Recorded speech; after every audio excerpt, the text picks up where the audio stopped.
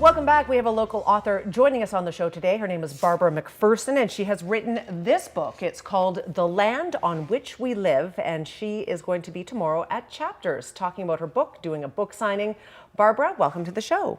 Thanks very much. It's great to have you. This looks like a fantastic book. Barbara grew up in Bridge Lake, she just told me, and so that was the inspiration behind this book. Yes.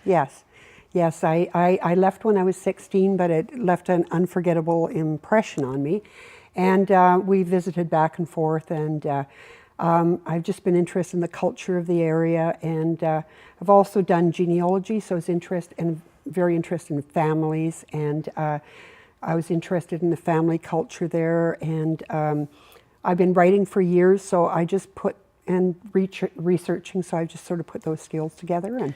And so what you did is that you had an opportunity to sit down and talk with long-time residents of the area, and you said that was one of the most interesting parts of this all. Absolutely, yeah. And a lot of them were grown-ups when I was there, and I was just a kid, so I didn't really know them that well, so I got a chance to know them, and they're just an amazing bunch of people.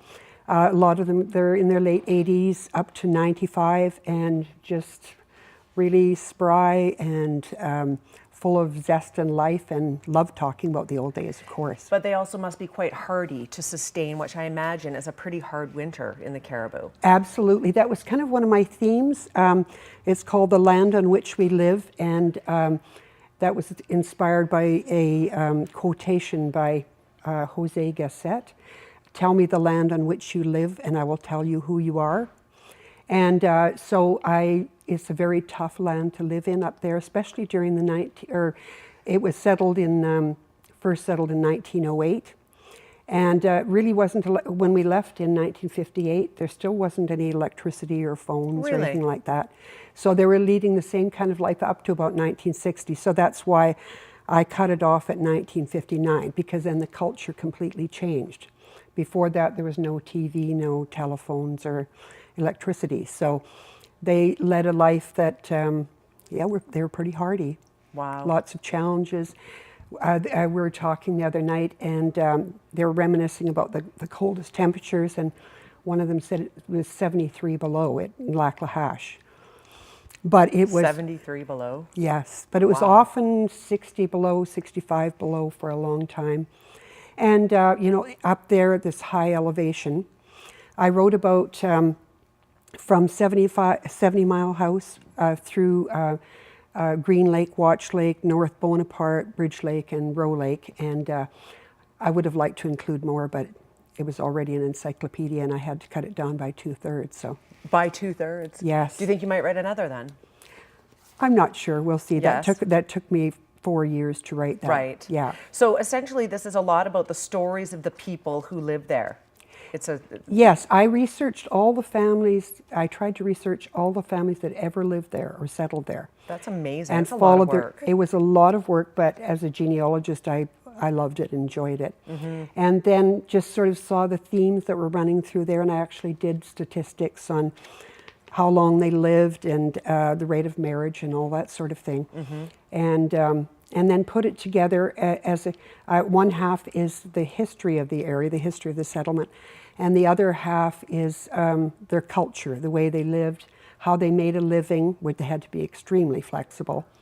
And they had to ranch and trap and have cabins and guide hunters, sell cream, whatever they could do.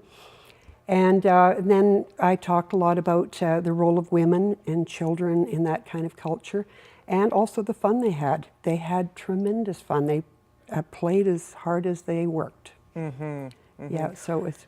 What was the role of women and children, and how was it different from other areas at that time? Well, it was probably similar to many farm cultures, but the women took full. They ranched, they hayed. A lot of the young women worked as ranch hands, rounding up cattle, and they worked as hard as the men, for sure. Mm-hmm. And I think they were appreciated for that. And the children, it was a great role that they played as well. They were very important in the running of the ranch, because everybody had to pitch in and do their share. Mm-hmm. So they learned a lot. Very interesting. Can you stand it that our time is almost up already?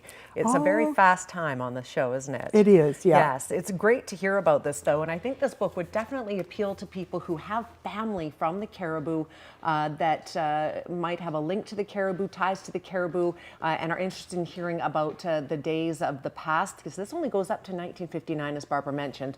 There we go. I'm not holding it very well. The Land on Which We Live. And you can also meet Barbara. She's going to be at Chapters tomorrow from 11 until 3. Perhaps you'd like to pick up a book for somebody that you know that might appreciate this in their stocking for Christmas.